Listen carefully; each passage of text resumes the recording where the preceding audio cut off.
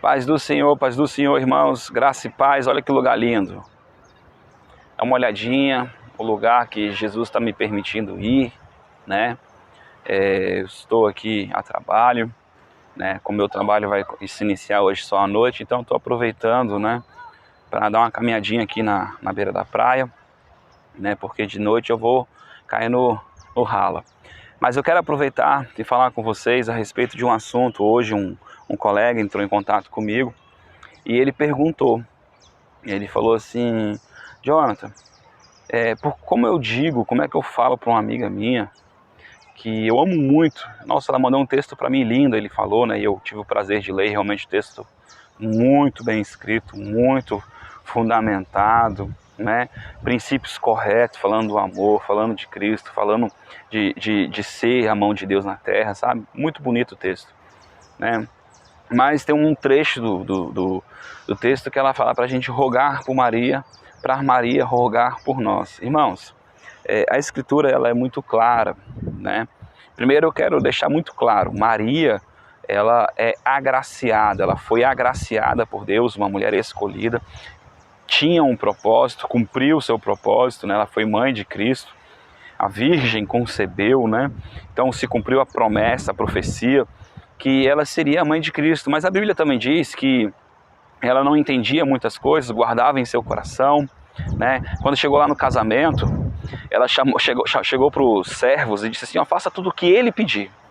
Então você vê que, de fato, quem sabia o que estava sendo feito, sendo realizado, era Jesus. Maria estava ali como alguém que estava só assistindo, né? Que estava tendo o prazer, né, de ver o Cordeiro de Deus, né? Quando Jesus foi levado ao templo, né?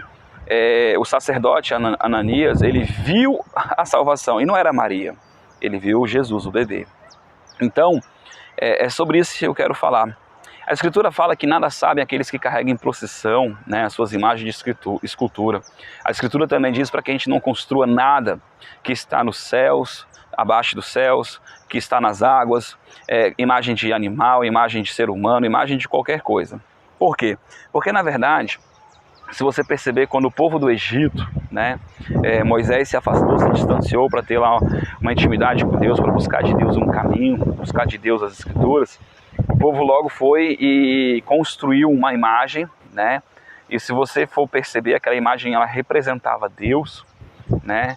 E eles começaram a dizer: foi essa imagem que nos livrou dos egípcios, né? E Deus não quer isso, porque para Deus é pela fé, não é pelo palpar, não é pelo tocar, não é, porque Deus ele é espírito, e importa que os verdadeiros adoradores adorem a Deus em espírito e em verdade. Então, irmãos, eu queria hoje falar para você que a Escritura diz assim, o próprio Jesus ele diz assim, quando orares, ore ao Pai, né? Então a verdadeira oração ela tem que ser logo direcionada a Deus. Mas por que eu tenho acesso a Deus, né? Eu tenho acesso a Deus porque Jesus, o santo, o puro, ele morreu no meu lugar, né? A Bíblia diz que todos pecaram, mas Jesus não pecou. Como ele cumpriu as justas exigências de Deus, né, nós somos justiças em Deus. Então nós somos justos por causa do sangue, do sacrifício de Jesus, e por causa do sangue do Cordeiro nós temos acesso a Deus. Por isso que a Bíblia diz que ele é o caminho, ele é a porta, né, ele é o mediador, o único mediador entre o homem e Deus, né? Olha que coisa legal. Por quê?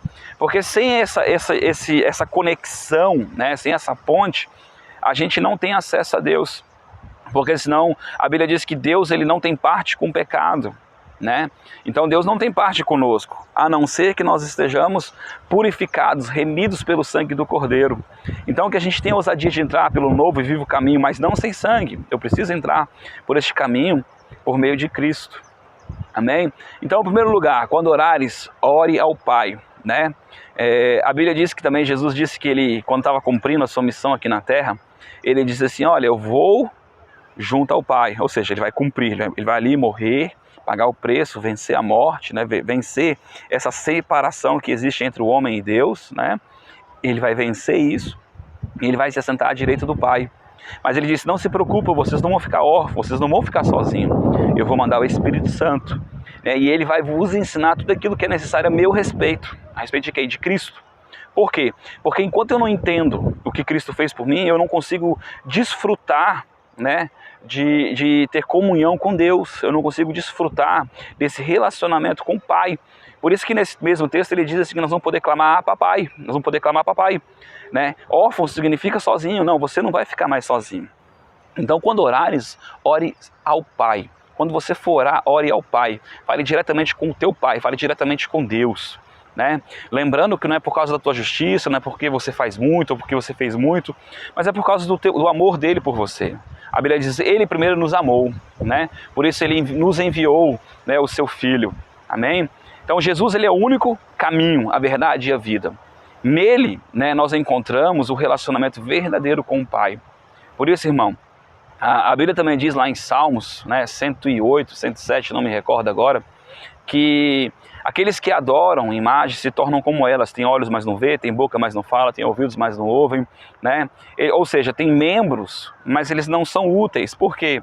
Porque a falsa adoração, o falso relacionamento com Deus, ele de fato ele faz você andar em cegueira, ele faz você ficar preso espiritualmente e ainda abre legalidade, né, para que outras coisas venham a fazer, atuar na tua vida, sabe? A mulher que estava no poço lá, a samaritana, ela buscava um relacionamento com Deus e ela clamava tanto por esse relacionamento com Deus que o próprio Cristo, né, se manifestou para ela e apareceu para ela.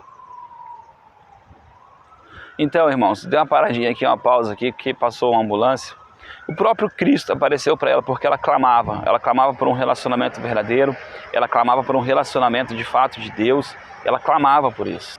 E nesse meio desse clamor, irmãos, ela teve um encontro com Jesus. Por quê? A Escritura diz, né, aquele que clamar o nome do Senhor será salvo. E a própria Bíblia diz que este nome foi dado a Cristo, né, o nome que está acima de todo nome. Então, se você tiver que clamar por alguma coisa, clame por salvação, né? E Jesus Cristo é o libertador que foi ungido para te salvar, para te libertar, né? E ele enviou o Espírito Santo para que você nunca mais estivesse só, para que o próprio Deus habitasse dentro de você, para que não tivesse distância. E é por isso que hoje você pode orar diretamente ao Pai, porque quando você aceita o Espírito de Cristo, o sacrifício dele, e clama pelo Espírito Santo, ele habita dentro de você. Por meio desse Espírito você tem acesso ao Pai. Não há separação. Nós somos casas, edifícios de Deus, né? Templo de Deus. Então Deus está aí habitando dentro de você. Então, irmão, você não precisa de intermédios, você não precisa nem mesmo que um pastor, que um padre ou alguém ore por você. É claro que em certos momentos nós estamos aflitos, angustiados, né? E nós clamamos por ajuda. Isso é básico, né? Agora, não estou dizendo, né, que clamar por ajuda, por intercessão, pedir uma oração é o caminho mais perto do Pai. Não. O caminho mais perto do Pai é você ter a consciência de que Ele está dentro de você, que Ele ouve a tua oração, que Ele está atento com os olhos te enxergando, te observando, e que já foi encurtado esse caminho, porque Jesus é o caminho, né? Então, de fato, se tiver que clamar por alguém, clame por salvação, fale diretamente ao coração de Deus, chame Ele de papai, diga papai, muito obrigado, né? E não fique em sofisma. O que é um sofisma? Falsas doutrinas com aparência de coisas boas. É muito legal você achar que, porque é uma mulher, porque ela é mãe. Não, irmão. Não, porque ele é um pastor, ele ora muito, ele jejua muito. Não, irmão. Não.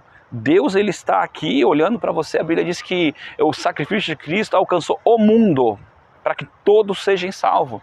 Então ele morreu por você também. Os olhos deles estão olhando para você também. Então não aumente um caminho que não é tão grande assim, né? Este caminho, ele está perto de você. A Bíblia diz que o Espírito Santo está sobre toda a terra, né? Buscando aqueles que queiram, né, de fato o Senhor. Então clame por salvação, clame pelo Senhor, né, e não rogue, né, usando o nome de outra pessoa, porque a Bíblia diz que aquilo que for pedido é em nome de Jesus, né, é pelo nome do Filho, é que será ouvido. Então tudo aquilo que você pedir para mim em nome do meu Pai, ou melhor, tudo aquilo que você pedir para mim em meu nome, tudo aquilo que você pedir em meu nome será feito, né, para que eu seja glorificado e o Pai seja glorificado em mim. Amém? Então, se você for orar, ore diretamente ao Pai, né, sem nenhum tipo de lacuna, sem nenhum tipo de barreira, sem nenhum tipo de acessório, né? Clame por este nome que é Jesus Cristo, teu Salvador, para que Ele te lave, para que Ele te purifique, para que o perdão de Deus venha sobre você, né? Pai nosso que estás no céu, olha só, Pai nosso que estás no céu, santificado é o teu nome, olha, separado acima de todas as coisas, venha o teu reino, seja feita a tua vontade na minha vida, né? Olha assim, irmão, olha assim. Clame por Ele e de fato você vai entender, né, que você não precisa de nada que esteja no meio desse relacionamento. É um relacionamento íntimo, né? Ele vai vir buscar a sua noiva, a intimidade profunda. É a intimidade mais profunda que existe, é essa que Ele tem para você. Deus abençoe, pense nessa mensagem, medite, tá bom? Um abraço, fica na paz aí.